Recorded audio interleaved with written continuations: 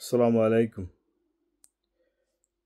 বাংলাদেশে একটা দল বের হয়েছে এই কয়েক বছর হলো, ভোক্তা অধিদপ্তর কোম্পানি।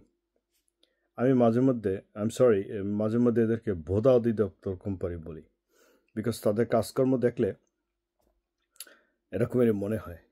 এটা আপনারা যারা বাংলাদেশে থাকেন তারা বুঝবেন না কেন আমি তাদেরকে ভোদা অধিদপ্তর বলি। এটা যারা দীর্ঘদিন ইউরোপ, আমেরিকা, অস্ট্রেলিয়া এসব উন্নত দেশে থাকেন তারা বুঝতে পারবেন। তাদের কার্যক্রম যে পরিচালনা করে, তাতে আমার মনে হয় তারা এই কার্যক্রম পরিচালনা করার ক্ষমতা রাখে না। তাদের ওই ধরনের এক্সপিরিয়েন্স নাই, অথবা তাদের আইনের কিছু বাধ্যবাধকতা আছে। হ্যাঁ, তো আমি যেটা নিয়ে কথা বলতে চাই সেটা হলো যে এই ভোদা অধিদপ্তররা যদি সমস্ত কিছু বাজার পরিদর্শন করে অমুক সমুক, এইগুলা আসলে কোনো ম্যাটার না। যেটা হলো খাদ্যে ভেজাল দেওয়া নিয়ে যে বিষয়টা, তারা বহু কোম্পানি, বহু মানে প্রতিষ্ঠান তারা ধরছে যারা খাদ্যে ভেজাল বিষয়ে।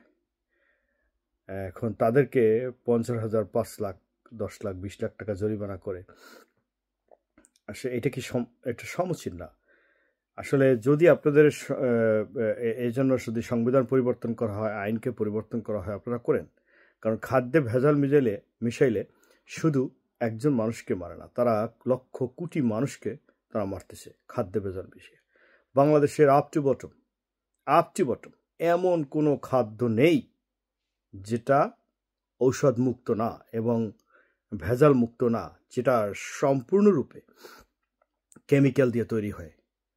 টোটাল কোনো দুধের মধ্যে দুধ নাই, মধুর মধ্যে মধু নাই, এরকম হাজারো জিনিস আছে, লক্ষ সমস্ত জিনিস। আমি হাজারো লক্ষ বলি কেন, up to bottom everything just look like a food, but there is no food.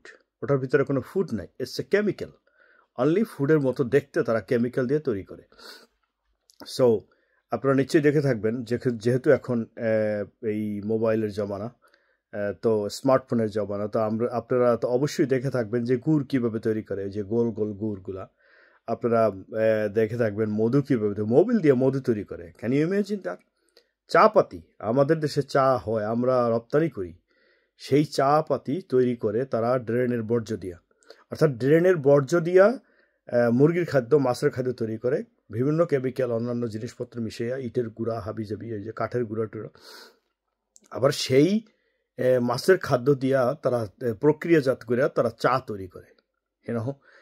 আবার মাছের খাদ্যের মধ্যে যখন তারা প্রক্রিয়াজাত করে, তখন তারা ওইটার ভিতরে বস্তা, মানে পচা বস্তা, ময়দা, মানে যেটার মধ্যে পোকা হয়ে গেছে, এই ধরনের কিছু ডেড এক্সপায়ার্ড তারা মাল তারা সংগ্রহ করে, এবং তারা এগুলা ইটের গুঁড়া, গমের ভুসি, ধানের কুড়া বলি আমরা, ধানের কুড়া, এই সমস্ত মিক্স করে, তারপর তার সাথে কেমিক্যাল তো 100% আছে। তারপর হাজার পরের রং, যেটাতে আমরা ছোটোবেলায় খেলা করতাম, একে অপরের গায়ে বা হাতে মাতে এই সমস্ত লাগাইতাম, এই হাজার পরের রং, এগুলো মিক্স করে তারা এতে তৈরি করে। তো আমি বলতে চাই, আপনারা যারা ভোক্তা অধিদপ্তর কোম্পানি আছেন, আপনারা এদেরকে জরিমানা করেন না, কোনো মানুষকেই আপনারা জরিমানা করেন না, প্লিজ, দয়া করে। যদি তাদের একদিন জেল হয়, একদিন জেল হয়, তাদের যদি 100 বছর জেল হয়, তাদেরকে 100 বছর জেল দেন। একটা মানুষ যদি কোটি কোটি মানুষকে হত্যা করে, ডাক্তারখানা এত ভিড় কেন?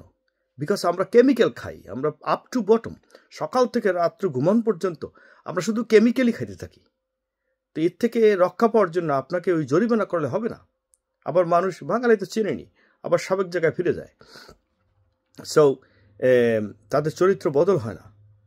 তো আপনারা তাদেরকে জেল হাজতে পাঠান এবং সঠিক বিচারের মাধ্যমে তাদেরকে কারাদণ্ড দেন, তাহলেই এর থেকে মোটামুটিভাবে একটা মুক্তি পাওয়া যাবে।